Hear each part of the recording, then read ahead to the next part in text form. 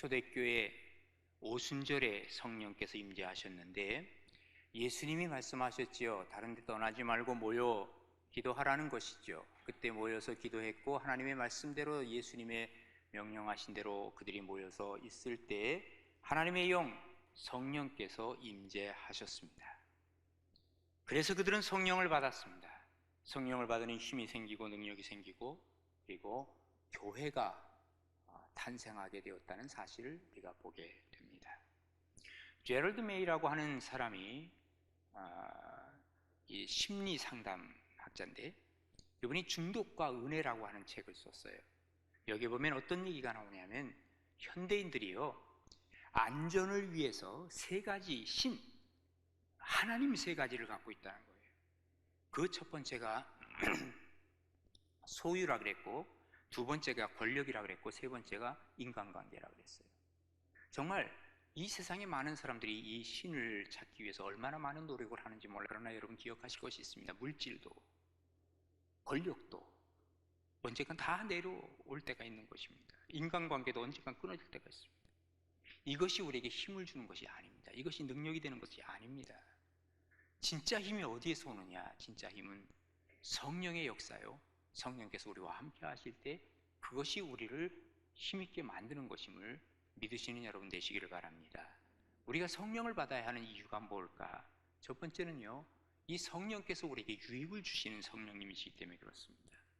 오늘 본문 5절부터 7절까지인데요. 우리 함께 같이 한번 읽겠습니다. 지금 내가 나를 보내신 이에게로 가는데 너희 중에서 나더러 어디로 가는지 묻는 자가 없고 도리어 내가 이 말을 함으로 너희 마음에 근심이 가득하였도다. 그러나 내가 너희에게 실상을 말하노니 내가 떠나가는 것이 너희에게 유익이라.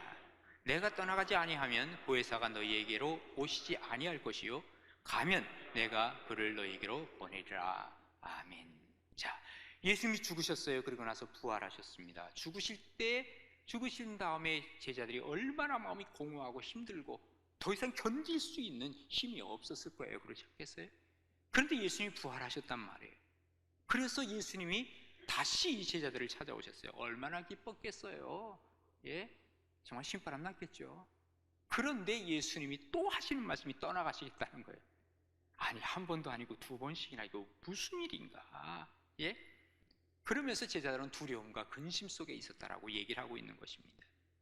그런데 예수님 하시는 말씀이 뭐라고 하시냐면 내가 떠나는 것이 너희에게 유익하다는 거예요. 왜? 내가 떠나고 나면 보혜사 성령님께서 오셔서 너희들을 인도하시고 너희에게 유익을 주실 것이라 이렇게 말하고 있습니다. 성령님이 오시면 예수님과 똑같은 일을 하신다는 거예요. 제자들을 데리고 다니셨어요. 성령님도 역시 제자들을 이끌어 가실 것입니다. 또 먹여주셨습니다. 병든 자를 고치셨습니다. 그리고 또 귀신을 쫓아내셨습니다. 성령님도 똑같은 일을 하신다는 거예요. 뿐만 아니라 예수님이 계실 때는 팔레스틴 땅 그 자체에서 계셨지만 이제 성령님이 오시면 세계 어느 곳에서나 동시적으로 역사하시는 것을 보게 될 것입니다. 이게 바로 모든 사람들에게 유익을 주시는 성령님의 축복이요. 그래서 기독교가 여기 팔레스틴의 종교가 아니라 세계적인 종교가 될 수 있었다라고 하는 사실을 우리는 보게 되는 것입니다.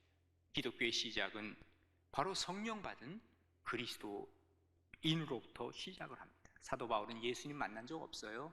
예수님 제자 아니에요. 그럼에도 불구하고 그가 성령을 받으니까 그가 예수님의 제자가 될 뿐만 아니라 그리고 기독교를 세운 대단한 그 역사를 보여준 것을 우리가 알고 있습니다. 성령이 과연 무엇입니까? 성령님은 그 이름이 보혜사라 그럽니다. 그리고 이 보혜사라고 하는 이름은 그리스도인 곁에 서서 돕는 사람, 돕는 자라 파라클레이토스라는 그런 단어를 쓰고 있습니다. 다시 말해서 우리가 낙심되었을 때, 억울한 일을 당했을 때 우리를 변호해 주십니다. 힘든 문제가 있을 때, 우리가 상담하고 싶을 때 우리에게 상담을 해 주십니다. 실제적인 문제가 우리에게 닥쳤을 때 이 문제를 해결해 주시는 분이 바로 우리 성령님이시라고 하는 것을 얘기하고 있습니다. 자, 이 성령님이 계시면 어떨까요? 든든한 인생을 살아갈 수 있겠죠.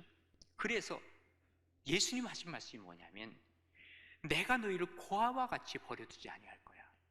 이제 성령님이 너희 위에게 오시면 너희는 고아가 아니야. 더 이상 내가 너희를 언제나 돌보아주고 너희에게 유익을 줄 거야.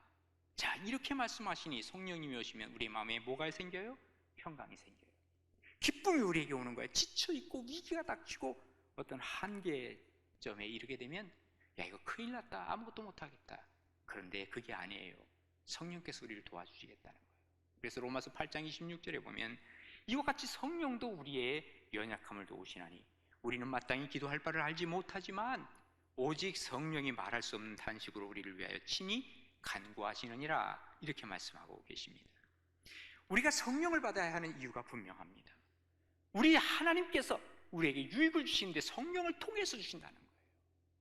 이 성령을 우리가 받게 되면 세상을 이길 힘이 우리에게 나오기 시작합니다. 사실은 교회는 다니는데 예수를 믿는다고 하는데 성령을 받지 않아요? 이것처럼 고역이 없습니다. 마치 뭐와 같은 줄 아십니까? 아주 고급 자동차, 고급 승용차를 하나 선물로 받았어요. 그런데 이 차에는 절대로 기름 넣어서는 안 돼. 그러면 어떻게 될 겁니까? 기름도 없는 차. 그런데 반드시 끌고 다니라 그 말이에요. 그러면 진짜 끌고 다녀야 돼. 좋은 차면 뭐 하겠어요? 기름도 없는 차. 운전을 하고 다녀야지. 이거 끌고 다니면 얼마나 고역이겠냐 그 말이에요. 성령 받지 않고 우리가 신앙생활하는 게 이와 같이 고역이라는 사실을 여러분 아십니까? 그러다 보니까 우리가 헌신을 합니까? 봉사하라고 그러면 봉사를 합니까? 전도하라고 그러면 전도가 가능합니까? 다 불가능, 다 impossible. 왜?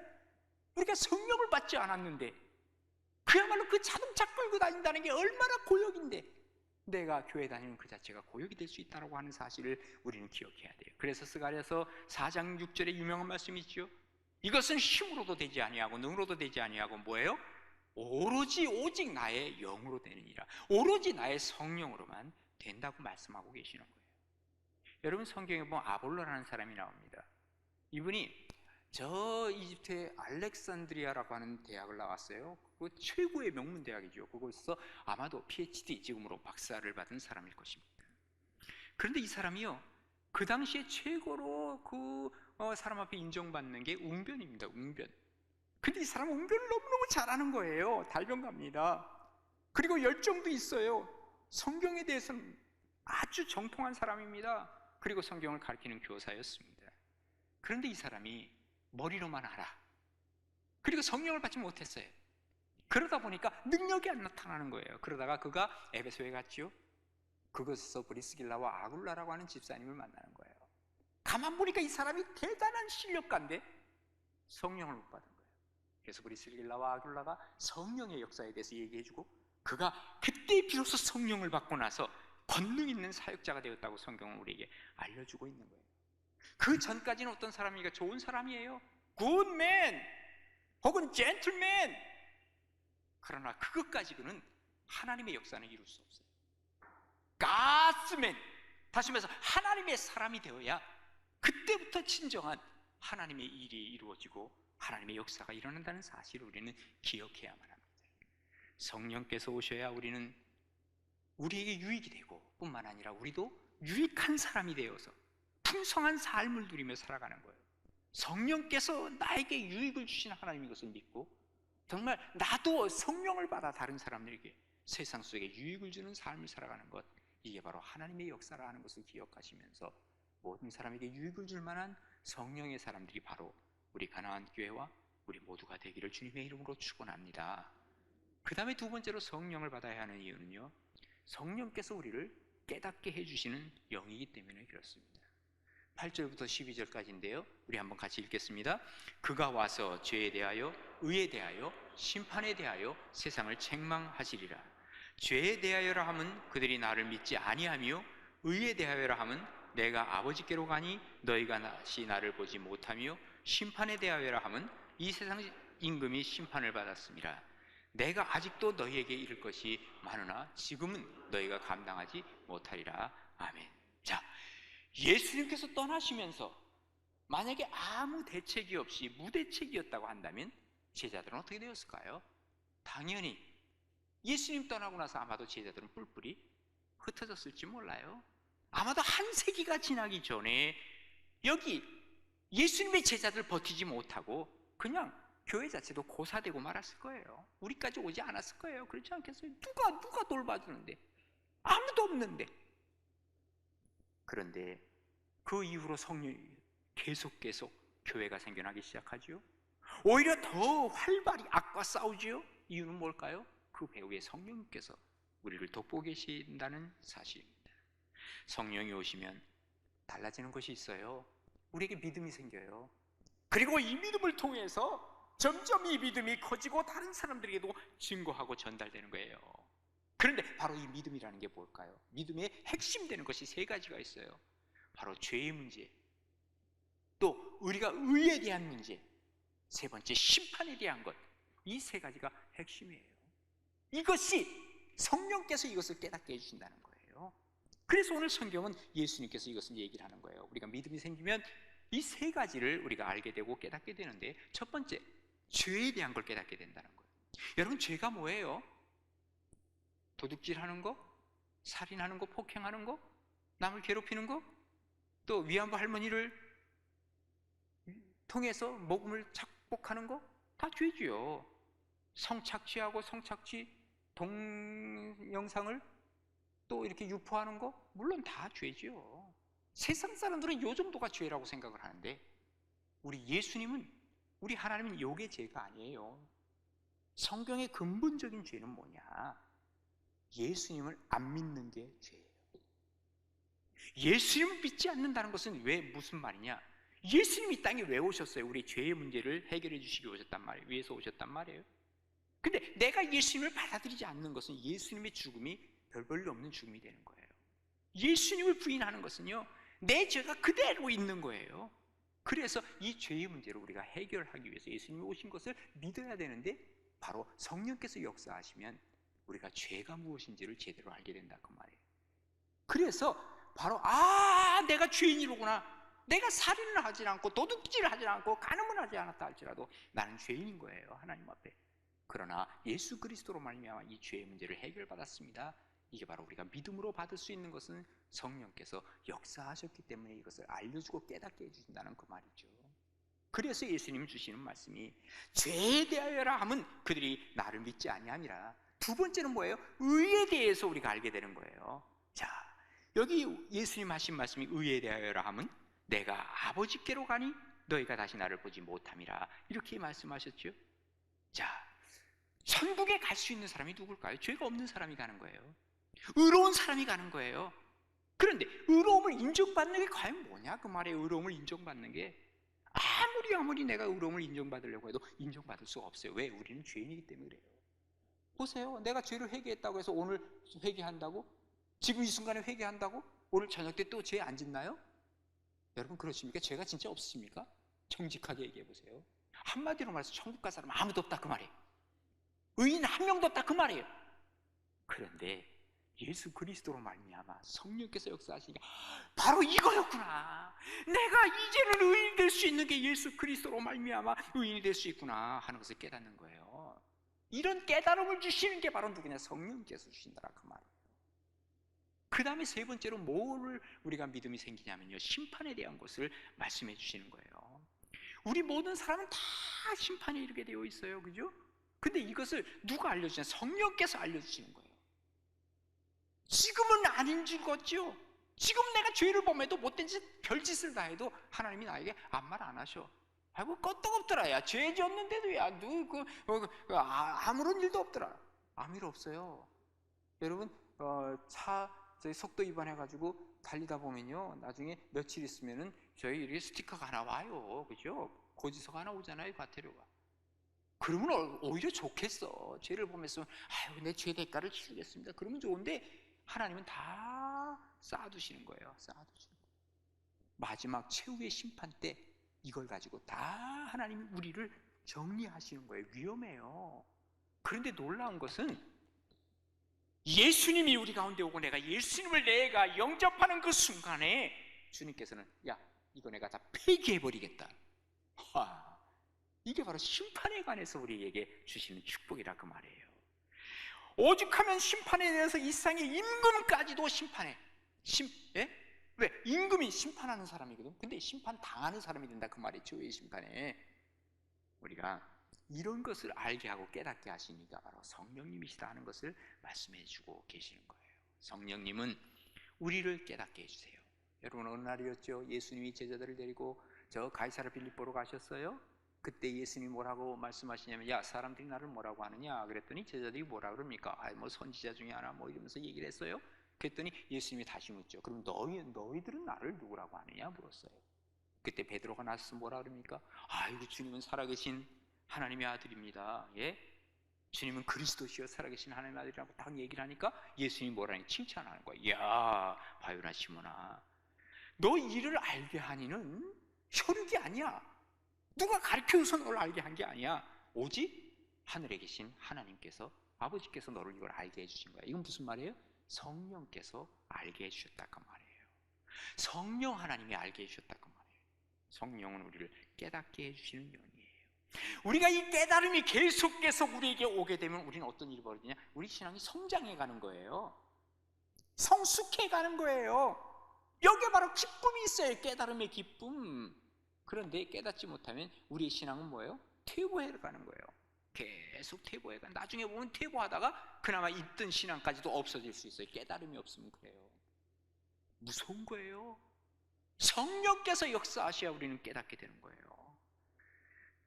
시편 49편 20절에 보면, 존귀하지만 깨닫지 못하는 사람은 멸망하는 짐승과 같대요. 우리가 하나님 앞에서 아무리 세상적인 존귀함이 있다 할지라도 성령께서 깨달음을 주시지 아니하면 우리는 짐승과도 같은 존재가 될 수밖에 없다는 거예요. 안 믿는 거예요. 안 믿겨지는 걸 어떡할 거예요? 성령의 임재를 통해서 깨달음을 얻게 되고, 깨달음을 통해서 우리가 주님의 세계, 천국, 하나님의 나라를 우리가 알게 되면서 정말 우리 죄의 문제, 의의 문제, 심판의 문제를 알고 나아간다고 하는 것이 기쁨이요 축복이요 은혜인 줄로 믿으시면서 성령의 역사를 통해 깨달음이 계속해서 여러분에게 찾아와 기쁨으로 하루하루를 살아갈 수 있는 복된 여러분 되시기를 주님의 이름으로 축원합니다. 마지막으로 성령님이 우리를 인도해 주세요. 13절입니다. 우리 한번 같이 읽읍시다. 그러나 진리의 성령이 오시면 그가 너희를 모든 진리 가운데로 인도하시리니 그가 스스로 말하지 않고 오직 들은 것을 말하며 장래의 일을 너희에게 알리시리라. 아멘. 성령께서는요 우리를 진리로 인도하신대요. 진리가 뭡니까? 하나님의 말씀이죠. 그죠? 그러니까 성령이 임재하시면 우리를 진리 가운데 인도하기 때문에 하나님의 말씀을 어떻게 할까요? 듣고 싶지요. 하나님의 말씀을 읽고 싶지요. 하나님의 말씀대로 살려고 하겠죠. 성령의 사람은 바로 이렇게 차이가 있는 거예요.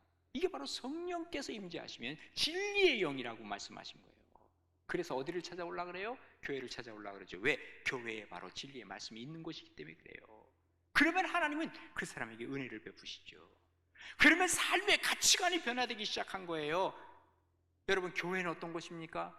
디모데전서 3장 15절에 보면 이 집은 살아계신 하나님의 교회요 진리의 기둥과 터니라 그랬어요. 그러니까 여기에 바로 살아계신 하나님의 말씀이 있는 곳이기 때문에 이곳을 찾아와서 내가 변화되기 시작하고 하나님의 영광을 드러내기 시작하고 달라지기 시작하더라 그 말이에요. 그게 바로 하나님의 축복이죠.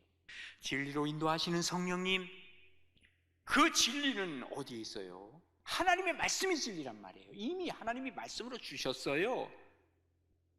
또 예수님이 하신 말씀이 진리예요. 이미 주님께서 말씀을 주셨어요. 그러면 성령께서 뭘 하시는 거예요?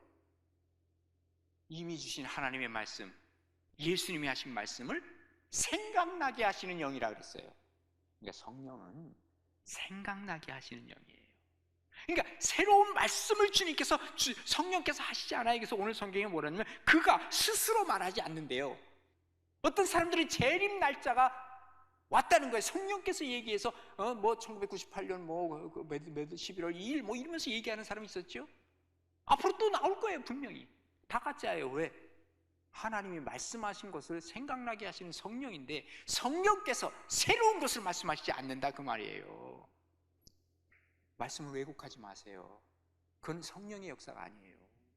그래서 중요한 게 뭐냐면 우리가 하나님의 말씀이 굳게 서야 되지만 성령에 의해서 이 말씀을 보지 아니하면 우리는 하나님께로 가지 못한다는 사실을 우리가 알아야 돼요. 이단 사이비들은요 다 성령께서 얘기했다 그러지만 하나님 말씀 왜곡하는 자들입니다. 위험한 겁니다. 특별히 요즘 우리가 코로나 시대에 살고 있습니다. 예? 어디로 갈 거예요? 정말 어디로 끌고 갈지 몰라. 저는요, 코로나 시대로 들어온다 할지라도 우리가 하나 분명히 알아야 할 것은 성령의 인도를 받아야 하는 것만은 분명합니다. 그래야 우리가 제대로 살 수 있습니다. 막 짜증이 나는 거예요. 이제 처음에 신천지 발, 처음에는 우한발이죠. 우한발, 코로나. 그 다음에 신천지발 코로나 이제 없어질만 하니까 또 그 다음에는 이태원발 코로나, 또 이게 없어질만 하면 또 쿠팡발 코로나. 아니 언제까지 우리가 이렇게 미루고 미뤄야 되나?